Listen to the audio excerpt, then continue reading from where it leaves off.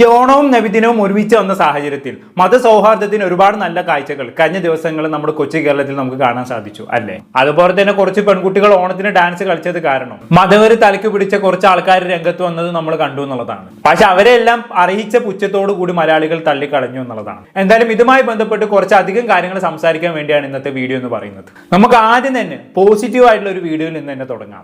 എന്നിട്ട് നെഗറ്റീവ് ആയിട്ടുള്ള കുറച്ച് കാര്യങ്ങളെ കുറിച്ച് സംസാരിക്കേണ്ടതുണ്ട്. അപ്പോൾ പോസിറ്റീവ് ആയിട്ടുള്ള വീഡിയോ മറ്റൊന്നുമല്ല. കഴിഞ്ഞ ദിവസം ഞാനിങ്ങനെ ഇൻസ്റ്റാഗ്രാം സ്ക്രോൾ ചെയ്ത് പോകുന്നതിന്റെ അടുക്ക് ഒരു ഹിന്ദു യുവാവിന്റെ ഒരു വീഡിയോ എന്റെ ശ്രദ്ധയിൽപ്പെടാനിടയായി. അത് കണ്ടപ്പോൾ മനസ്സിന് വല്ലാത്തൊരു സന്തോഷം തോന്നിപ്പോയി എന്നുള്ളതാണ്. നമുക്ക് ആദ്യം ആ വീഡിയോ കണ്ട് തന്നെ ഇന്നത്തെ വീഡിയോ തുടങ്ങാം. മച്ചാമാരെ, നബിദിനായിട്ടേ ഞാൻ അങ്ങനെ പറയായിരുന്നു, കുറച്ച് പോത്തിറച്ചിയും കുറച്ച് നെയ്ച്ചോറും കിട്ടാൻ വല്ല വകുപ്പുണ്ടാന്ന് ഇങ്ങനെ ചോദിക്കായിരുന്നു ഞാനേ. നമ്മുടെ കുന്നോളം മുതൽ പൊന്നാനി വരെയുള്ള ഏതെങ്കിലും പള്ളിയിൽ നമുക്ക് ഇത് വകുപ്പുണ്ടെന്ന് വെച്ചെങ്കിൽ പറ്റുവെച്ചെങ്കിൽ ഞാൻ വന്ന് മേടിക്കാം. ഒരു ഇച്ചിരി മതി, കൂടുതലൊന്നും വേണ്ട. അതെന്താ പറയുക, ഇത് കാശ് കൊടുത്ത പുറത്തുനിന്ന് കിട്ടും, പക്ഷെ അത് ആ പള്ളിക്ക് കിട്ടുന്ന ആ ഒരു നെയ്ച്ചോറിന്റെ ആ ഒരു ബീഫിന്റെ ഒരു ടേസ്റ്റ് ഉണ്ടല്ലോ, അത് വേറെ ലെവൽ. അത് ഞാൻ എത്ര കായ് കൊടുത്താലും കിട്ടില്ല. ആ സാധനം അടിക്കാൻ അത് അവിടെ തന്നെ വരണം. അതുകൊണ്ട് പറഞ്ഞാണ്, ഏതെങ്കിലുമൊക്കെ പള്ളിക്ക് ഇത് കണ്ടിട്ട് വിളിക്കുകയാണെങ്കിൽ നമ്മൾ വന്നിട്ട് മേടിക്കാം. അപ്പൊ നിങ്ങളെ പരിപാടികൾ നടക്കട്ടെ, നമ്മൾ ഇവിടെയൊക്കെ തന്നെ ചെതറട്ടെ. എല്ലാവർക്കും നബിദിന ആശംസകൾ ഇട്ടാ. ഇനിയിപ്പോ നിങ്ങൾ വിളിച്ചില്ലെങ്കിലും വിളിച്ചാലും അതൊന്നും വിഷയമല്ല. എല്ലാവരും നബിദിന അടിപൊളിയായിട്ട് ചെതറട്ട പരിപാടികൾ നമ്മൾ ഇവിടെയൊക്കെ തന്നെ ഉണ്ട്. ഓക്കെ, ഇങ്ങനെ പറഞ്ഞ ഒരു കാര്യം സത്യമാണ്. ഈ നബിദിനത്തിന്റെ സമയത്ത് പള്ളിയിൽ നിന്ന് കിട്ടുന്ന ചോറ് അത് മക്കളെ വേറെ ലെവലാണ്. എന്താ അതിന്റെ ഒരു ടേസ്റ്റ്, അത് തിന്നുമ്പോൾ കിട്ടുന്ന ഒരു ഫീൽ ഉണ്ട് മക്കളെ. ഏത് 5 സ്റ്റാർ ഹോട്ടലിൽ എത്ര പൈസ കൊടുത്ത് വാങ്ങിച്ചാലും ആ ഒരു ഫീൽ നമുക്ക് കിട്ടൂല. എങ്ങനെയാണ് ഇവർക്ക് ഇത്രത്തോളം രുചിയിൽ ബിരിയാണി ഉണ്ടാക്കാൻ പറ്റുന്നത് എന്നുള്ളതാണ് ഞാൻ ആലോചിക്കുന്നത്. എന്തായാലും നബിദിനായിട്ട് പള്ളിയിലത്തെ ചോറും ബീഫും കഴിക്കാൻ തനിക്ക് ആഗ്രഹമുണ്ട് എന്നാണ് യുവാവ് വീഡിയോയിലൂടെ പറയുന്നത് അല്ലേ. ഇനി ഈ ചങ്ങായിക്ക് ബീഫും ചോറും കിട്ടിയിട്ടുണ്ടോ എന്നുള്ള കാര്യം നമുക്കൊന്ന് പരിശോധിച്ച് നോക്കാം. ഇതിനുശേഷം ഇങ്ങനെ മറ്റൊരു വീഡിയോ കൂടി ചെയ്തിട്ടുണ്ടായിരുന്നു. നമ്മൾ എന്തായാലും അങ്ങോട്ട് ഒന്ന് കണ്ടു നോക്കാം.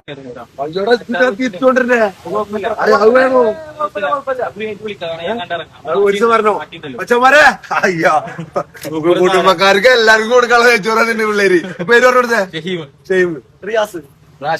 നമ്മുടെ സ്വന്തം, എന്റെ സ്വന്തം നാട് വെളിയങ്കോട് അയ്യോട്ടിച്ചേരാനായിട്ട് മച്ചാര് വിളിച്ചിട്ട് തന്നെ വളരെയധികം സന്തോഷം. തൂക്കുവാർത്തത്തില് നെയ്ച്ചോറ് ഇതല്ലേ, ബീഫല്ലേ? ഏതോ മണമൂട്ടും ബീഫും നെയ്ച്ചോറും എന്റെ ഫേവറേറ്റ് ഐറ്റാണത്, നെയ്ച്ചോറും ബീഫും. വീട്ടല്ലാണ്ട് അതിന്റെ കുറച്ച് പലയാടാ. സോറിട്ട് എല്ലാവരോടും. അപ്പൊ ഇപ്രാവശ്യം നബിദിനം നമ്മള് തൂക്കിയിട്ടുണ്ട്. മെസ്സേജ് അയച്ച് കോൾ ചെയ്ത് ഒരുപാട് ഒരു എമ്പരപ്പുണ്ട്. എല്ലാവരോടും നന്ദി എത്ര പറഞ്ഞാലും. അപ്പൊ എല്ലാവർക്കും നബിദിന ആശംസകള്. നാളെ ഓണാണ്. ഇതേപോലെ ഞാൻ വീട്ടിലേക്ക് വിളിക്കാത്ത വേറൊന്നും കൊണ്ടല്ല, അതുകൊണ്ടാണ് നമുക്ക് ഓണം ഇല്ലാത്തതുകൊണ്ടാണ് ഞാൻ വിളിക്കാത്തത്. എന്തായാലും വേറെ ദിവസം ഞാൻ വരണ്ട് ഒന്നിരിക്കണം കേട്ടാ. അപ്പൊ നിങ്ങളെ പരിപാടികൾ നടക്കട്ടെ, നമ്മൾ ഇവിടെയൊക്കെ തന്നെ ഉണ്ട് ചെതറട്ടെ. അതൊക്കെ എത്ര ഉള്ളൂ, ചെതിരംഗം അറിയട്ടെ. അല്ല പിന്നെ ഇതാണ് നമ്മളൊക്കെ ആഗ്രഹിക്കുന്ന കാഴ്ച എന്ന് പറയുന്നത്. എന്ത് രസമുണ്ടല്ലോ ഇമാതിരി കാഴ്ചകളൊക്കെ കാണാൻ. ഇതുകൊണ്ടൊക്കെ തന്നെയാണ് കേരളം ദൈവത്തിന്റെ നാടെന്ന് വിളിക്കുന്നത്. പക്ഷെ ഇങ്ങനെയൊക്കെയാണെങ്കിൽ കൂടിയും ചില മുസ്ലിംസിനെ കുറിച്ച് പറയാതിരിക്കാൻ വയ്യ. അവരെ സംബന്ധിച്ചിടത്തോളം നബിദിനത്തിന് സമയത്ത് ഒരു ഹിന്ദു യുവാവ് വന്ന് നബിദിനത്തിന് ചോറ് വാങ്ങിക്കുമ്പോൾ അവര് ഭയങ്കര പൊലിപ്പിച്ച് കാണിക്കും, എന്തോ വലിയ സംഭവം പോലെയൊക്കെ പറയും. എന്നാൽ ഇതേ ഇവരുടെ വിഭാഗത്തിൽപ്പെട്ട ഏതെങ്കിലും ഒരാൾ ഓണത്തിന്റെ സമയത്ത് ഓണസദ്യ കഴിക്കുകയോ കോളേജിൽ ഓണാഘോഷ പരിപാടിയിൽ പങ്കെടുക്കുകയോ ചെയ്തു കഴിഞ്ഞാണെങ്കിൽ പിന്നെ അവർക്ക് പൊട്ടി ഒലിക്കാൻ തുടങ്ങും. നമ്മൾ മുസ്ലിങ്ങളാണ്, അങ്ങനെ ചെയ്യാൻ പാടില്ല, ഇങ്ങനെ ചെയ്യാൻ പാടില്ല എന്നും പറഞ്ഞുകൊണ്ട് മതപ്രസംഗമായിട്ട് ഇവർ ഇറങ്ങിക്കോളൂ. അങ്ങനത്തെ ഒരു താത്തനെ നമ്മൾ കുറച്ച് ദിവസം മുമ്പേ കണ്ടിട്ടുണ്ടായിരുന്നല്ലോ, ഏതോ മൂവീസ് പാരഡൈസ് എന്നും പറഞ്ഞുകൊണ്ട്. ഇങ്ങനെ മുസ്ലിംസ് എന്നും പറഞ്ഞ് നടക്കുന്ന കുറെ ടീംസ് ഉണ്ട്. അതായത് ഇവരെ സംബന്ധിച്ചിടത്തോളം അങ്ങോട്ട് കൊടുക്കാം, പക്ഷെ ഇങ്ങോട്ട് വാങ്ങാൻ പറ്റൂല. അങ്ങോട്ട് കൊടുക്കുന്നത് ഭയങ്കര പുണ്യകർമ്മമാണ് അവർക്ക്, എന്നാൽ ഇങ്ങോട്ട് വാങ്ങുന്നതോ ഭയങ്കര തെറ്റും. ഇവരെ സംബന്ധിച്ചിടത്തോളം നബിദിനത്തിന് ചോറ് കൊടുക്കുന്നത് പുണ്യകർമ്മമാണ്, എന്നാൽ ഓണത്തിന്റെ സമയത്ത് ഓണസദ്യ കഴിക്കുന്നതോ ഓണാഘോഷ പരിപാടിയിൽ പങ്കെടുക്കുന്നതോ വലിയ തെറ്റുമാണ്. ഇങ്ങനത്തെ കുറെ ടീംസ് ഉണ്ട് ഇഷ്ടം. ഇവരെ കുറിച്ച് കൂടി പറയാതിരിക്കാൻ വയ്യ. ഇങ്ങോട്ട് വാങ്ങുകയാണെങ്കിൽ അങ്ങോട്ടും കൊടുക്കാം, അത്രേ ഉള്ളൂ. അല്ലാതെ അങ്ങോട്ട് മാത്രം കൊടുക്കുന്ന പരിപാടിയൊന്നും ഒരിക്കലും അംഗീകരിക്കാൻ പറ്റൂല. ഞാൻ കൂട്ടത്തിൽ പറഞ്ഞെന്നുള്ളൂ കേട്ടോ. എന്തായാലും നബിദിനത്തിന്റെ സമയത്ത് ചോറും ബീഫും കിട്ടിയ യുവാവ് സുഹൃത്തുക്കൾക്കൊപ്പം ഇരുന്ന് ചോറ് കഴിക്കുന്ന ഒരു വീഡിയോ കൂടി അപ്ലോഡ് ചെയ്തിട്ടുണ്ടായിരുന്നു. നമ്മൾ കൂടി കണ്ടോക്കാം. എന്താ പറയണ്ടെന്ന് അറിയില്ല. നെയ്ച്ചോറും ബീഫ് കറിയായിട്ട് ചോറായിട്ട് ഇവിടെ എത്തി സജീർക്ക് ജിലേബായിട്ടും. അപ്പൊ അവരെ വിളിച്ച് ഇവിടെ ഇരുത്തിട്ട് എന്നെ പൂശാ ചാട്ടി ഒന്നും നോക്കാല്ല. വളരെയധികം സന്തോഷം സജീർക്ക. ഇത് മാത്രം കേട്ടോ, വേറെ ചോറ് വന്നോണ്ടിരിക്ക. ഇനി മാറ്റി സ്നേഹിച്ച് ചോറും വീട്ടിൽ വന്നോണ്ടിരിക്ക. അപ്പൊ എന്തായാലും ഇപ്രാവശ്യം ഒരു നബിദിനം നമ്മള് നോക്കിയിട്ട് അത് വേറെ ആർക്കും കൊടുത്തിട്ടില്ല. നബിദിനം ഇവിടെ തന്നെ നോക്കി. അപ്പൊ നിങ്ങൾ പരിപാടികൾ നടക്കട്ടെ, ഇവിടെയൊക്കെ തന്നെ ചെതറട്ടെ. ഓക്കെ, വളരെ നല്ലത്. ഇനി അങ്ങോട്ട് നബിദിനത്തിനും ഓണത്തിനും ഒക്കെ ഈ ഒരു മതസൗഹാർദ്ദം നമുക്കിടയിൽ ഉണ്ടാവട്ടെ, അത്രേ ഞാനും ആഗ്രഹിക്കുന്നുള്ളൂ. എന്തായാലും നല്ലൊരു പോസിറ്റീവ് വീഡിയോ എല്ലാവരും കണ്ടല്ലോ. ഇനി നമുക്ക് കുറച്ച് നെഗറ്റീവ് ആയിട്ടുള്ള കാര്യങ്ങളെ കുറിച്ച് സംസാരിക്കാം. വെറും പോസിറ്റീവ് മാത്രമായി കഴിഞ്ഞാൽ ശരിയാവില്ലല്ലോ, കുറച്ചൊക്കെ നെഗറ്റീവ് ആയിട്ടുള്ള കാര്യങ്ങളെ കുറിച്ചും കൂടെ നമ്മൾ സംസാരിക്കണമല്ലോ. അപ്പൊ നമുക്ക് അതിലേക്ക് വരാം. കഴിഞ്ഞ ദിവസം ഞാൻ ഇങ്ങനെ ഇൻസ്റ്റാഗ്രാമിൽ സ്ക്രോൾ ചെയ്ത് പോകുന്നതിന്റെ അടുക്ക് ഒരു വീഡിയോ കൂടെ എന്റെ ശ്രദ്ധയിൽപ്പെടാനുണ്ട്. ഞാൻ വേണമെങ്കിൽ അതോടെ ഒന്ന് പ്ലേ ചെയ്യാം. അപ്പൊ എത്രയും പെട്ടെന്ന് ഇതുമായുള്ള ബന്ധപ്പെട്ട ആൾക്കാർ കൂടിയിട്ട് എന്നെ മഹലിന് പുറത്തിടണം എന്നാണ് പറഞ്ഞിട്ടുള്ളത്. കാരണം ഞാൻ അത്ര വലിയ രാജ്യദ്രോഹ തെറ്റ് പറഞ്ഞിട്ടുണ്ട്. എന്നെ മാത്രമല്ല, പുറക്കാറുള്ള മഹലിന് പുറത്തിടാനാണ് പറഞ്ഞിട്ടുള്ളത്. കാരണം ഞാൻ ഈ ഫോട്ടോഷൂട്ട് എടുക്കാൻ സമയത്ത് ക്രിയേറ്റ് ആക്കിയിട്ട് ഒരു വീഡിയോ, ഓണ സാരി ഉള്ള ഒരു വീഡിയോ അല്ല ഫോട്ടോ ഞാൻ പോസ്റ്റ് ആക്കിയിട്ടുണ്ട്. അപ്പൊ അതുകൊണ്ട് ഞാൻ മഹലിന് പുറത്തിടണം എന്നാണ് ബ്രോ ഉത്തരവിട്ടിട്ടുള്ളത്. ഓ ഓ ഓ അപ്പൊ അങ്ങനെയൊക്കെയാണ് കാര്യങ്ങൾ. അല്ല, ഈ സംസാരിക്കുന്ന ആൾ നിങ്ങൾക്ക് മനസ്സിലായല്ലോ അല്ലേ? പലർക്കും മനസ്സിലാവാൻ സാധ്യതയില്ല. ഇനി മനസ്സിലാകാത്തവർക്കുണ്ട്, ഞാൻ ചെറുതായിട്ടൊന്ന് പരിചയപ്പെടുത്തി തരാം. കുറച്ച് മാസങ്ങൾക്ക് മുമ്പ് ഈ പെൺകുട്ടിയുടെ ഒരു ആൽബം ഇറങ്ങിയിട്ടുണ്ടായിരുന്നു, യുപ്പ എന്നും പറഞ്ഞുകൊണ്ട്. കേരളത്തിൽ ഉടനീളം വൻ ട്രോളുകൾ ഏറ്റുവാങ്ങിയ ഒരു ആൽബമായിരുന്നു അത്. അങ്ങനെ ആൽബം ഇറങ്ങിയ ട്രോളുകൾ ഒരുപാട് കിട്ടിയതിന് ശേഷം ഈ പെൺകുട്ടിക്ക് എന്താക്കി, 1-2 ഇന്റർവ്യൂസ് കിട്ടി. അങ്ങനെ ഇന്റർവ്യൂവിൽ തട്ടൊക്കെ ഇട്ട് വന്നിരുന്നവൾ എന്താക്കിന്ന് അറിയാം, കുറച്ച് മതപ്രസംഗം അങ്ങോട്ട് കാച്ചി, ഇസ്ലാമിൽ അങ്ങനെയാണ് ഇങ്ങനെയാണെന്നൊക്കെ പറഞ്ഞുകൊണ്ട്. അങ്ങനെ ഇന്റർവ്യൂ ഒക്കെ കഴിഞ്ഞ് പോയവള് ഒരു 6 മാസത്തിന് ശേഷം ഫസ്റ്റ് ഇന്റർവ്യൂ കൊടുത്ത അതേ ചാനൽ എന്നെ വേറൊരു ഇന്റർവ്യൂ കൂടി കൊടുത്തു. പക്ഷെ അപ്പോഴേക്കും ഇവളുടെ വേഷവിധാനങ്ങളൊക്കെ മാറിയിട്ടുണ്ടായിരുന്നു. ആദ്യം തട്ടമിട്ട് ഇന്റർവ്യൂവിൽ പങ്കെടുത്ത പെണ്ണ് പിന്നീട് തട്ടൊന്നും ഇല്ലാതെയാണ് ഇന്റർവ്യൂവിൽ വന്നിരുന്നത്. അതോടെ ഇന്റർവ്യൂ ചോദിച്ചു, എന്തേ പെണ്ണ് നീ തട്ടൊന്നും ഇടാത്തതെന്ന്. അത് ഇവൾക്ക് പിടിച്ചില്ല. ഇവള് തിരിച്ച് നല്ലോണം പറയാൻ തുടങ്ങി. അങ്ങനെ ഇവിടെ ഇന്റർവ്യൂവിനും തമ്മിൽ പൊരിഞ്ഞതല്ലായിരുന്നു. നമ്മൾ അന്ന് എതിർത്ത് റിയാക്ട് ചെയ്തതായിരുന്നു. എന്തായാലും അന്ന് മുങ്ങിയ ആളാണ്, ഇപ്പോഴാണ് ആളെ കാണുന്നത്. എന്തായാലും കുറെ കാലത്തിന് ശേഷം കണ്ടത് നന്നായി. അജിമോൾ എന്നെങ്ങാനുമാണ് ഇവളുടെ പേര്. അപ്പൊ അജിമോൾ ഇവിടെ പറയുന്നത് എന്താണെന്ന് വെച്ചാണെങ്കിൽ, തന്റെ ഓണത്തിന്റെ ഒരു ഫോട്ടോ അപ്ലോഡ് ചെയ്തത് കാരണം തന്നെ മഹലിൽ നിന്ന് പുറത്താക്കണം എന്നും പറഞ്ഞുകൊണ്ട് ഒരു യുവാവ് കമന്റ് ഇട്ടു എന്നുള്ളതാണ് പറയുന്നത്. ആ കമന്റും പുള്ളിക്കാരോടെ കാണിക്കുന്നുണ്ട്. എന്തായാലും എത്രയും പറഞ്ഞ സ്ഥിതിക്ക് ആ കമന്റ് നമുക്കൊന്ന് വായിച്ചു നോക്കാം. ദയവ് ചെയ്ത് ഇവളുടെ മഹലിലെ ഭാരവാഹികൾ അറിയിച്ചു കൊടുത്ത് പുറത്താക്കണം. ഇവളെ അറിയാവുന്ന ആരെങ്കിലും മുന്നോട്ട് വരണം. അല്ലെങ്കിൽ തന്നെ ഈ സിനിമ ആൽബം സോഷ്യൽ മീഡിയ ചെയ്യുന്നവർക്കും ജാതിയും മതവും ഉണ്ടാവില്ല. ദയവ് ചെയ്ത് ഇവളുടെ അച്ഛനെയും അമ്മയും അടക്കം. ഇതാണ് കമന്റ്. ഈ കമന്റ് ഇട്ട ആളെ സംബന്ധിച്ചിടത്തോളം ഓണവുമായി ബന്ധപ്പെട്ടുള്ള ഫോട്ടോ അപ്ലോഡ് ചെയ്തതുകൊണ്ടല്ല പ്രശ്നം, മറിച്ച് ഇവൾ ആൽബത്തിന് അഭിനയിക്കാൻ പോകുന്നതാണ് പ്രശ്നം. ആൽബത്തിൽ അഭിനയിക്കുന്ന കാരണം ഇവളെയും ഇവളുടെ മാതാപിതാക്കളെയും മഹലിൽ നിന്ന് പുറത്താക്കണം എന്നുള്ളതാണ് ഈ കമന്റ് ഇട്ട ആളുടെ ആവശ്യം. അതൊക്കെ ഇച്ചിരി കടന്ന ആവശ്യമായി പോയല്ലോ ചെക്ക. പിന്നെ ഈ ഓണാഘോഷവുമായി ബന്ധപ്പെട്ടുള്ള പരിപാടികൾക്ക് പങ്കെടുത്തതിന്റെ പേരിലും അതുപോലെ തന്നെ അതുമായി ബന്ധപ്പെട്ടുള്ള ഫോട്ടോസ് ഇൻസ്റ്റാഗ്രാമിൽ ഇട്ടതിന്റെ പേരിലും പെൺകുട്ടികളൊക്കെ മഹലിൽ നിന്ന് പുറത്താക്കാൻ നിന്ന് കഴിഞ്ഞാണെങ്കിൽ ഇവിടെ വലിയൊരു വിഭാഗം പെൺകുട്ടികളെ മഹലിൽ നിന്ന് പുറത്താക്കേണ്ടി വരും. കാരണം ഇന്ന് കോളേജിൽ പോകുന്ന ഒട്ടുമിക്ക പെൺകുട്ടികളും ഓണം ആഘോഷിക്കാറുണ്ട്. ഓണം കോസ്റ്റ്യൂമിലുള്ള ഫോട്ടോസും സോഷ്യൽ മീഡിയയിൽ അപ്ലോഡ് ചെയ്യാറുണ്ട്. അങ്ങനെ നോക്കുകയാണെങ്കിൽ അവരൊക്കെ മഹലിൽ നിന്ന് പുറത്താക്കേണ്ടി വരും. പിന്നെ മഹലിൽ ആൾക്കാരെ കുറയും. അതിനും ഭേദം ആ പണി ചെയ്യാത്തതാണ് നല്ലത്. എന്തായാലും മനുഷ്യന്റെ ഓരോരോ അവസ്ഥകൾ നോക്കി നിങ്ങൾ. ഒരു ഭാഗത്ത് ഹിന്ദു സഹോദരങ്ങൾ നബിദിന പരിപാടിയിൽ പങ്കെടുത്തതിൽ സന്തോഷിക്കുമ്പോൾ മറുഭാഗത്ത് മുസ്ലിം സഹോദരിമാർ ഓണാഘോഷ പരിപാടിയിൽ പങ്കെടുത്തതുമായി ബന്ധപ്പെട്ട് പ്രശ്നങ്ങൾ.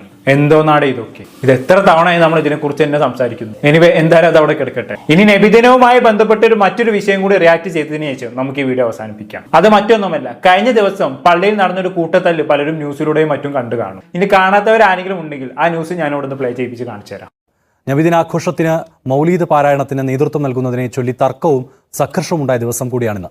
ജനക്കൂട്ടത്തെ പിരിച്ചുവിടാൻ ബൂട്ടിട്ട പോലീസുകാർ പള്ളിക്കുള്ളിൽ കയറി ലാത്തി വീശി. വടകര കണ്ണൂക്കര മടാക്കര ജുമാ മസ്ജിദിലാണ് പ്രവാചക അധ്യാപനങ്ങളെ പോലും നാണിപ്പിക്കുന്ന സംഘർഷമുണ്ടായത്.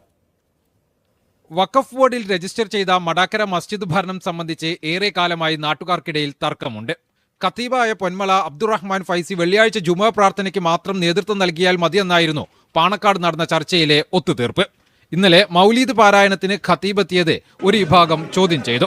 ഖത്തീബിനെ അനുകൂലിക്കുന്നവരും രംഗത്തെത്തിയതോടെ പ്രാർത്ഥനയ്ക്ക് മാത്രം ഉപയോഗിക്കേണ്ട അകംപള്ളിയിൽ തർക്കമായി.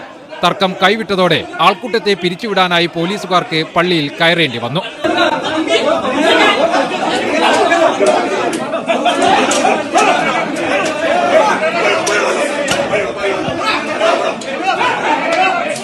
പള്ളിയിൽ ആ പ്രാർത്ഥനാ സമയത്ത് ഇല്ലാത്ത പല ആൾക്കാരും ഒരു സ്വിച്ച് ഇട്ടതുപോലെ അവിടെ എത്തിച്ചേർന്നുണ്ട്. സംഘർഷം ഉണ്ടാക്കാനുള്ള ഭാഗമായിട്ട് ഇവർ പ്ലാൻഡ് ആക്കിയിട്ട് ചെയ്ത ഒരു സംഭവമാണ് അവിടെ നടന്നത്. ഇരുവിഭാഗത്തിൽ നിന്നുമായി 4 പേരെ കസ്റ്റഡിയിലെടുത്തെങ്കിലും രാത്രിയോടെ വിട്ടയച്ചു. പോലീസ് ലാത്തി വീശിയതിന്റെ കാരണക്കാരാരെന്നതിനെ ചൊല്ലി നാട്ടുകാരിപ്പോൾ സമൂഹ മാധ്യമങ്ങളിൽ ചേരിതിരിഞ്ഞ് പോരടിക്കുകയാണ്. മനോരമ ന്യൂസ്, കോഴിക്കോട്. വളരെ നല്ല കാര്യം. പള്ളി ആയാലും ഇങ്ങനെ തന്നെ വേണം. നല്ലൊരു നബിദിനായിട്ട് തമ്മിൽ തല്ലെങ്കിൽ കുളിപ്പില്ല മക്കളെ. എന്തായാലും കഴിഞ്ഞ കുറെ കാലമായിട്ട് ഒരുപാട് ഓണത്തല്ലുകൾ കണ്ടിട്ടുണ്ടായിരുന്നു. പക്ഷെ ജീവിതത്തിൽ ആദ്യമായിട്ട് ഒരു നബിദിനത്തല്ല് കാണാൻ പറ്റി.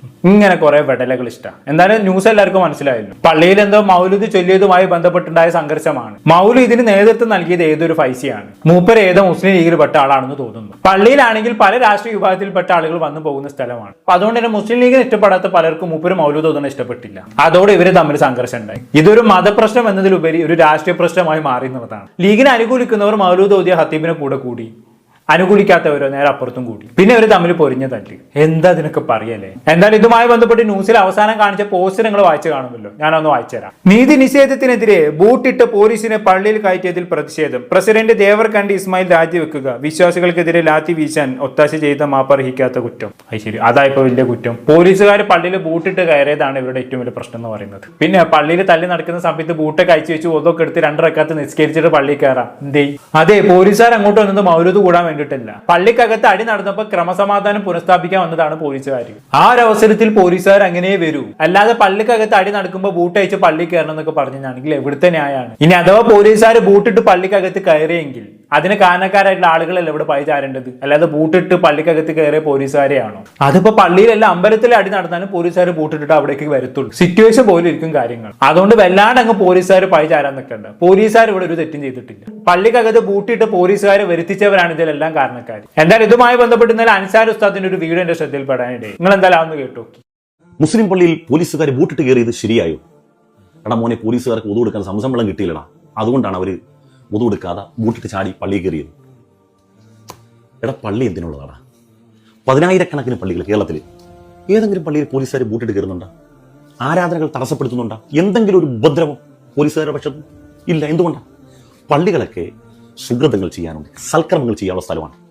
അവരവിടെ ഒന്ന് എത്തിപ്പോലും ഒരു നോക്കാറില്ല. പക്ഷെ നിന്റെ പള്ളിയിൽ പോലീസുകാർ ബൂട്ടിട്ട് കയറാനുള്ള കാരണം എന്താ? ആരാധനകൾ നിർവഹിക്കേണ്ട, ആരാധനയാൽ അല്ലെങ്കിൽ വിശ്വാസത്താൽ ഒരു മനുഷ്യൻ ഉണ്ടാകേണ്ടത് അവൻ സമാധാനകാംക്ഷിയാണ്. അവിടെ നീ പരസ്പരം കൊല വിളിക്കുകയും കോടതി പിടിക്കുകയും ആക്രോശിക്കുകയും അക്രമം നടത്തുകയും ചെയ്യുമ്പോൾ പോലീസുകാർ ഒതുകൊടുത്തോണ്ട് വരണം. അവർ ബൂട്ട് ഊരിയിട്ട് പള്ളി കയറണം. എടാ മോനെ, ഞാൻ സേവനം ചെയ്യുന്ന ഈ പള്ളിയിൽ പോലീസുകാർ വന്നിട്ടുണ്ട്. അത് ക്രമസമാധാനം പുനഃസ്ഥാപിക്കാൻ വന്നതല്ല. ഇവിടെ ഉള്ളൊരു മനുഷ്യൻ കുഴഞ്ഞു വീണ് മരണപ്പെട്ടപ്പോൾ അനുബന്ധമായ വിവരങ്ങൾ അറിയാൻ വേണ്ടി പോലീസുകാർ വന്ന് ബൂട്ടഴിക്കുന്നു, കാല് കഴുകുന്നു.